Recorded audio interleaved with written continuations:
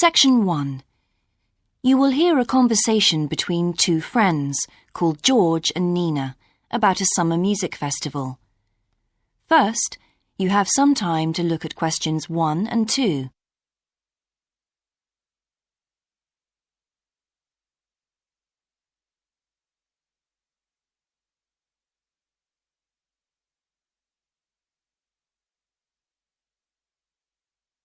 You will see that there is an example that has been done for you.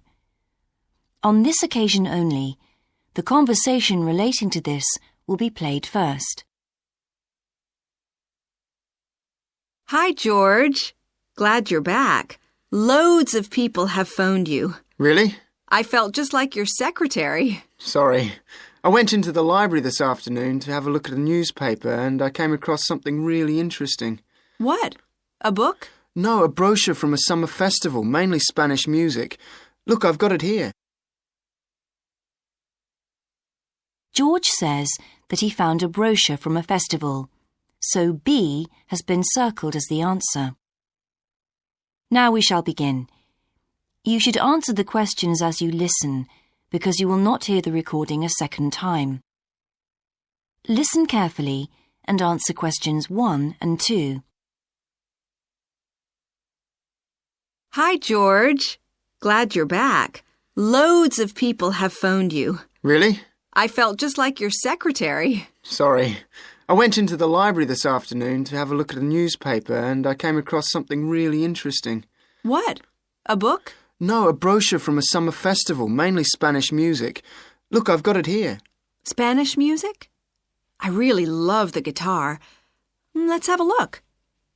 So what's this group, Guittarini? They're really good. They had a video with all the highlights of the festival at a stand in the lobby to the library, so I heard them. They play fantastic instruments, drums and flutes and old kinds of guitars. I've never heard anything like it before. Sounds great.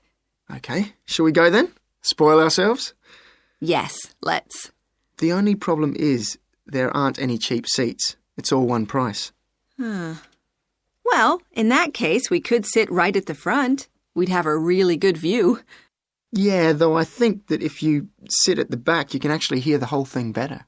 Yes. Anyway, we can decide when we get there. Before you hear the rest of the conversation, you have some time to look at questions 3 to 10.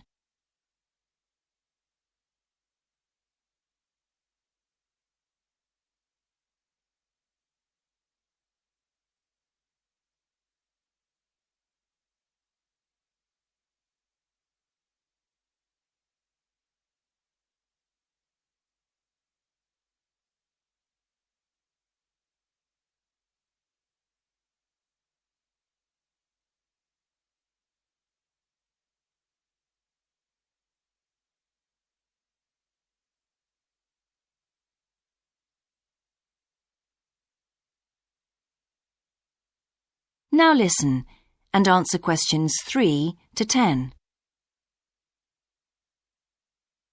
So will you fill in the form or shall I? I'll do it. Name, George O'Neill. Address, 48 North Avenue, Westsea. Do you remember our new postcode? Still can't remember it. Just a minute. I've got it written down here. WS6 2YH. Do you need the phone too? Please. I'm really bad at numbers. 01674 553 242.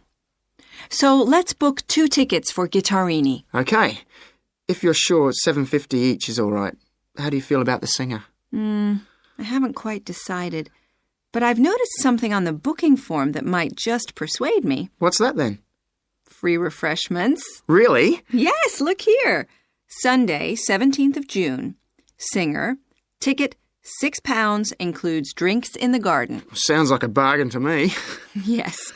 Let's book 2 tickets for that. So, what else? I'm feeling quite keen now. How about the pianist on the 22nd of June? Anna Ventura? I've just remembered that's my evening class night. That's okay. I'll just have to go on my own. But we can go to the Spanish dance and guitar concert together, can't we? Yes, I'm sure Tom and Kieran would enjoy that too. Good heavens, £10.50 a ticket. I can see we're going to have to go without food for the rest of the week. We'll need to book 4. Wish we were students. Look, children, students, and senior citizens get a 50% discount on everything. If only. That is the end of section 1. You now have half a minute to check your answers.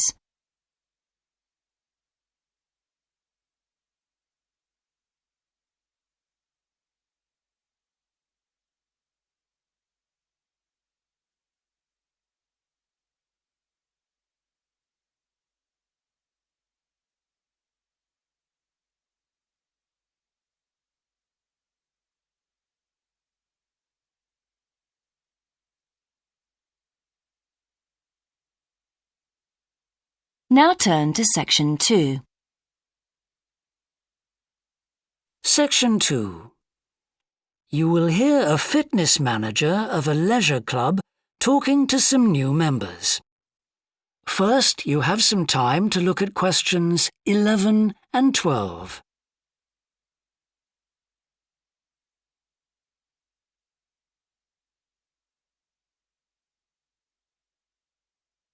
Now listen and answer questions 11 and 12. On behalf of LP Clubs, I'd like to welcome you all here today. My name's Sandy Fisher, and I'm one of the fitness managers here. Before we start our tour of the club, I'll just run through some basic information about the facilities we have here, including recent improvements, and explain the types of membership available. Our greatest asset is probably our swimming pool, which at 25 metres isn't Olympic-sized, but now we've expanded it to 8 lanes, it's much wider. This means there are rarely more than a couple of people at a time in each lane. Unfortunately, there isn't space for an outdoor pool here, but the glass roof on the swimming pool is partly retractable, which means you can enjoy something of the open-air experience on warmer days. Our recently refurbished fitness suite has all the latest exercise equipment, including 10 new running machines and a wide range of weight training machines. Each member is given full training in how to operate the equipment, and there is always a trainer on duty to offer help and advice. Although we do have adult-only times after 6 and at certain times at weekends, children are well catered for. Older children continue to benefit from a wide range of tuition, anything from trampolining to yoga. Before you hear the rest of the talk, you have some time to look at questions 13 to 20.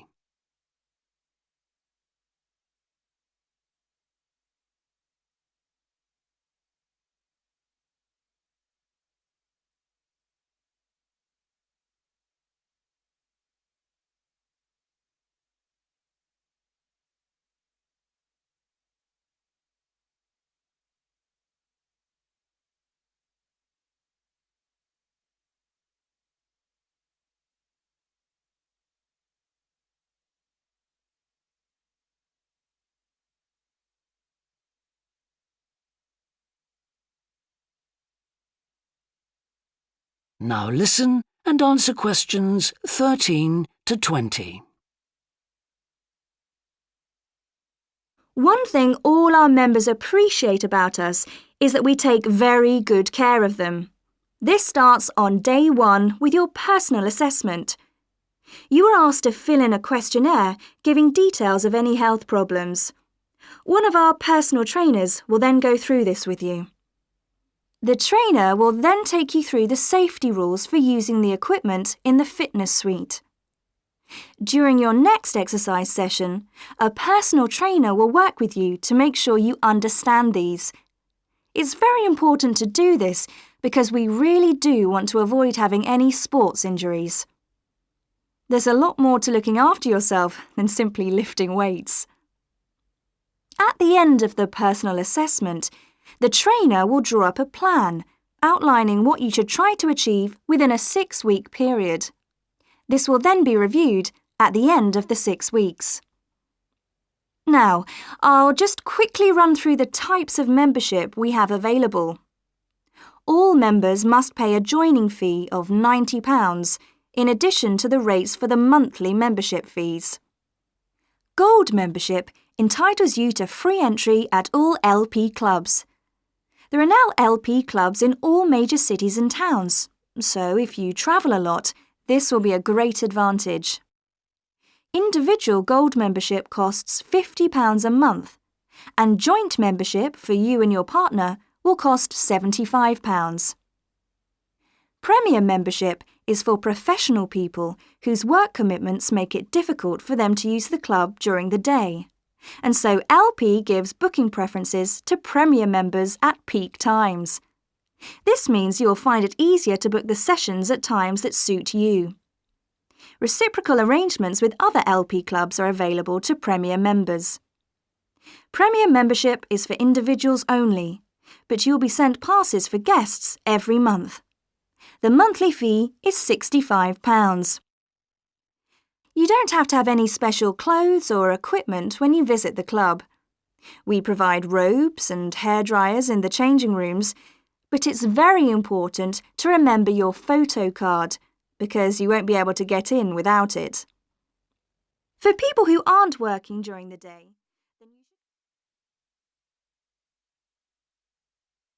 That is the end of section 2.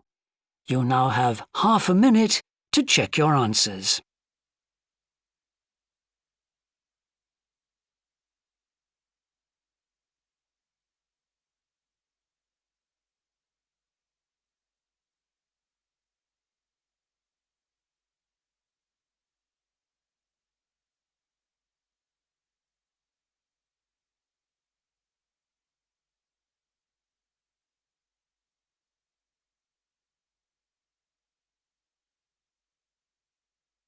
Now turn to section 3. Section 3. You will hear a student called John talking to a professor about a design competition he is entering. First, you have some time to look at questions 21 to 25.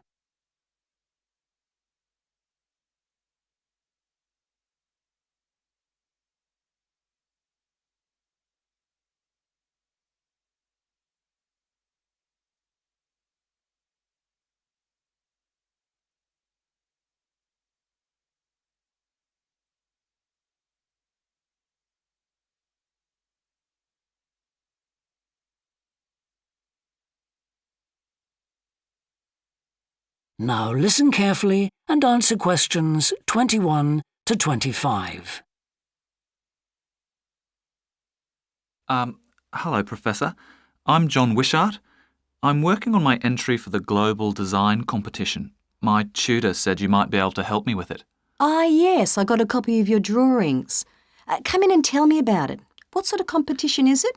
Well, it's an international design competition, and we have to come up with a new design for a typical domestic kitchen appliance. I see. And are there any special conditions? Does it have to save energy, for example? Actually, that was the focus in last year's competition.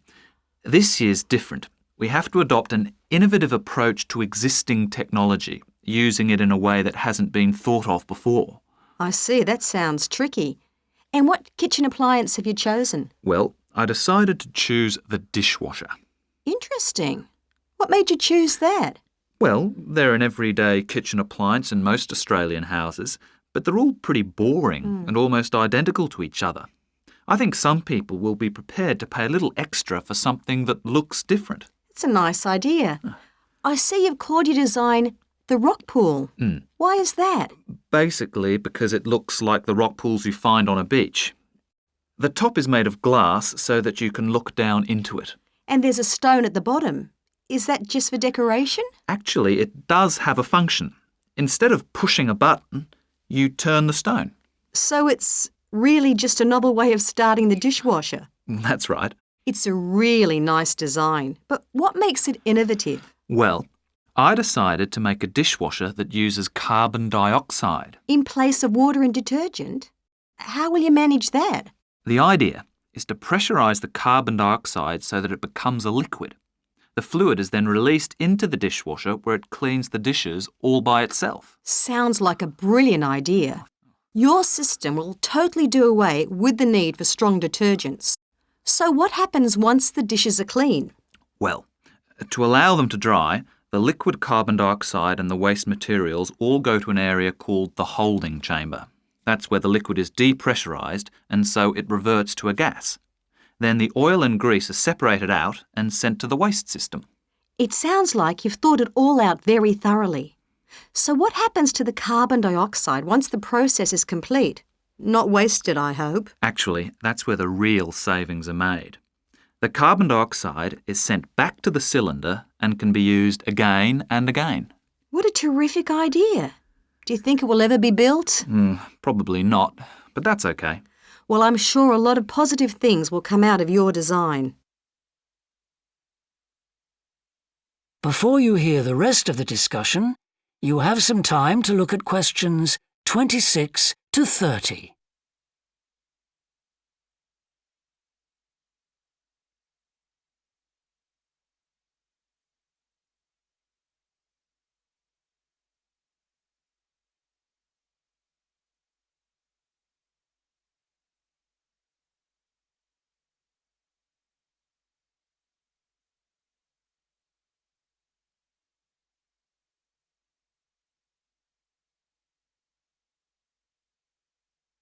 Now listen and answer questions 26 to 30.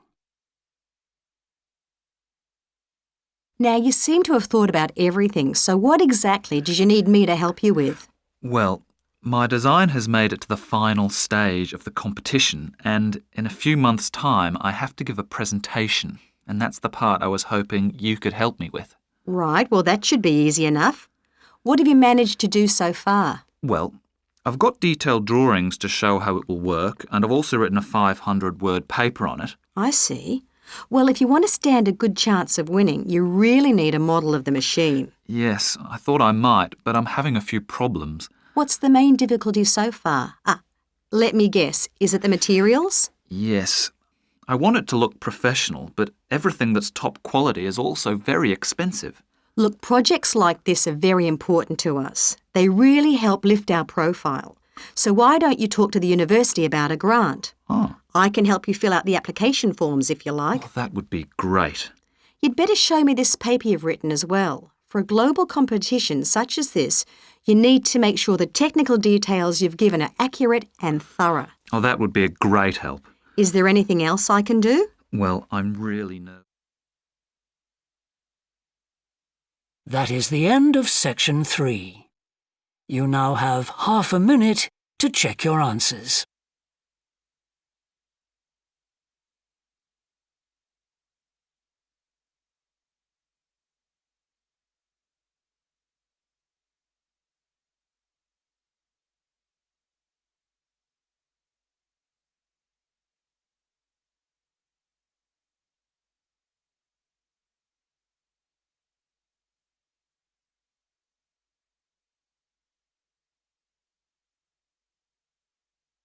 Now turn to section 4. Section 4. You will hear a talk about a project on the wildlife found in city gardens in Britain. First, you have some time to look at questions 31 to 40.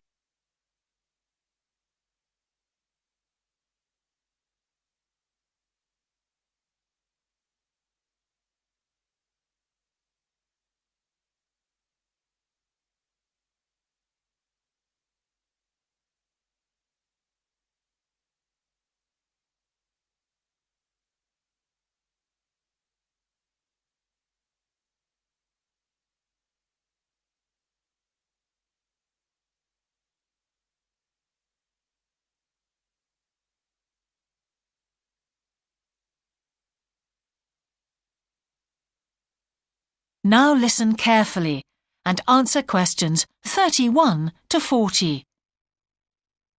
Good morning. Today I'd like to present the findings of our Year 2 project on wildlife found in gardens throughout our city. I'll start by saying something about the background to the project, then talk a little bit about our research techniques, and then indicate some of our interim findings. First of all, how did we choose our topic? Well, there are 4 of us in the group, and one day, while we were discussing a possible focus, 2 of the group mentioned that they had seen yet more sparrowhawks, one of Britain's most interesting birds of prey, in their own city centre gardens, and wondered why they were turning up in these gardens in great numbers. We were all very engaged by the idea of why wild animals would choose to inhabit a city garden. Why is it so popular with wildlife when the countryside itself is becoming less so? The first thing we did was to establish what proportion of the urban land is taken up by private gardens. We estimated that it was about 1/5, and this was endorsed by looking at large-scale usage maps in the town land survey office, 24% to be precise. Our own informal discussions with neighbors and friends led us to believe that many garden owners had interesting experiences to relate regarding wild animal sightings. So we decided to survey garden owners from different areas of the city. Just over 100 of them completed a survey once every 2 weeks for 12 months, ticking off species they had seen from a pro forma list, and adding the names of any rarer ones. Meanwhile, we were doing our own observations in selected gardens throughout the city. We deliberately chose smaller ones because they were by far the most typical in the city. The whole point of the project was to look at the norm, not the exception. Alongside this primary research on urban gardens, we were studying a lot of books about the decline of wild animals in the countryside and thinking of possible causes for this. So what did we find? Well, so much that I just won't have time to tell you about here. If you're interested in reading our more comprehensive findings, we've produced detailed graphic representations on the college website, and of course any of the group would be happy to talk to you about them. Just email us. What we've decided to present today is information about just 3 species because we felt these gave a good indication of the processes at work in rural and urban settings as a whole.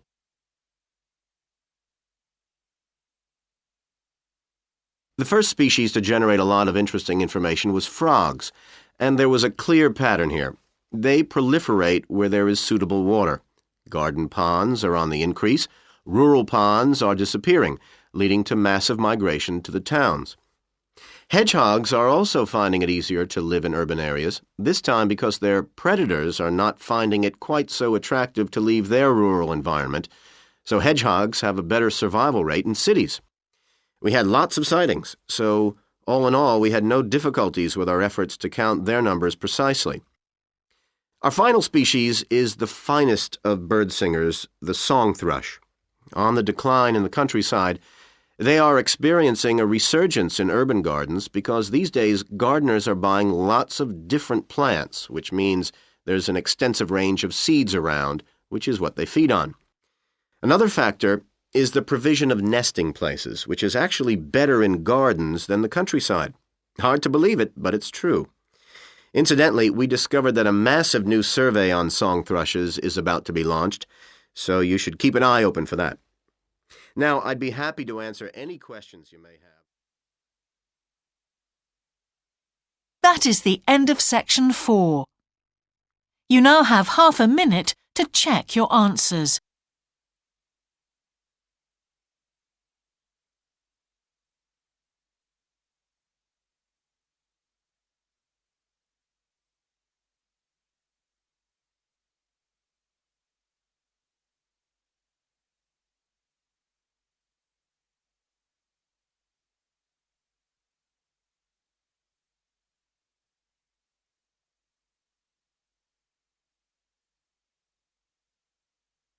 That is the end of the listening test. In the Ielts test, you would now have 10 minutes to transfer your answers to the answer sheet.